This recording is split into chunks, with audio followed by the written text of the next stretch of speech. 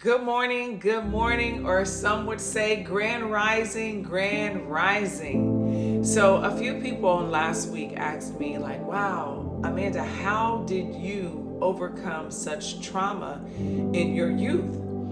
And some of these people that have asked me this have, a lot of trauma that they have overcame and survived through their adolescent years and still struggling to get through, but they're getting through it. They just don't know it. You're getting through it. But they wanted to know, how did you do it? Like, how did you show up with this lip gloss on and these eyebrows, right? So one of the ways I would say that allowed me to go from there to here was becoming aware that this was something that I did not want to continue in my adult life. So what I did the summer before I turned 18 in September, was I told the person that I was hanging out with that, this friendship's going to end. It was actually a relationship. I told my boyfriend, I was like, I'm going to have to break up with you when I turn 18. He was just like, and why?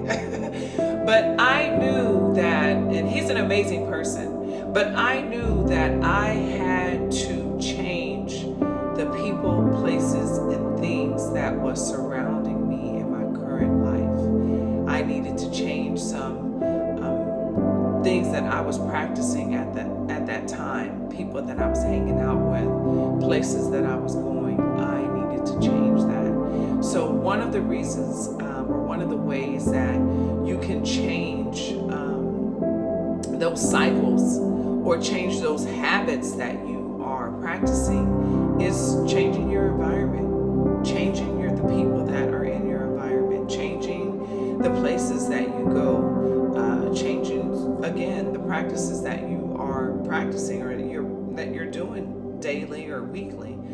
Another thing, that the reason why I wanted to share this video was, unbeknownst to me, another way that I shifted who I was I got silent. Like, I'm thinking I'm just getting silent. I'm, becoming quiet with God, being still and knowing that He's God, or being still and knowing that the God in me, knowing that I'm God.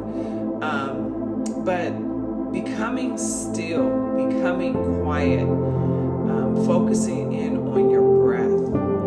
A lot of times, we're holding our breath, and when we're holding our breath, because we're in that fight, flight, or freeze survival mode, when we're holding our breath, we're unable to really make a decision. We're unable to move forward. So I kind of want to challenge you on this next week, just for a week, to, I'm not saying change your people, places, and things. That doesn't happen overnight, okay?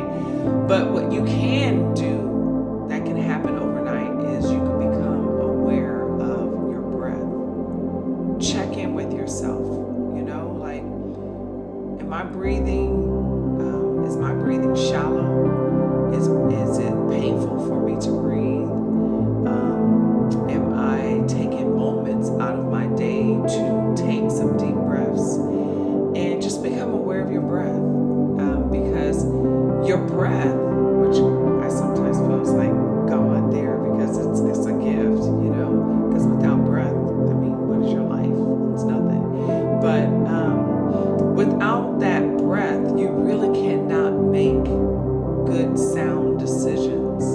And so becoming aware and being very intentional with your breath allows you to make the best decision, a better decision for yourself.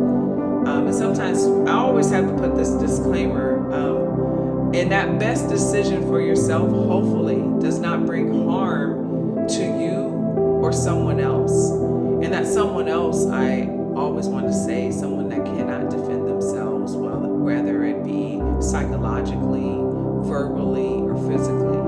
If they cannot defend themselves on those levels, don't bring harm to them. But make the best decision for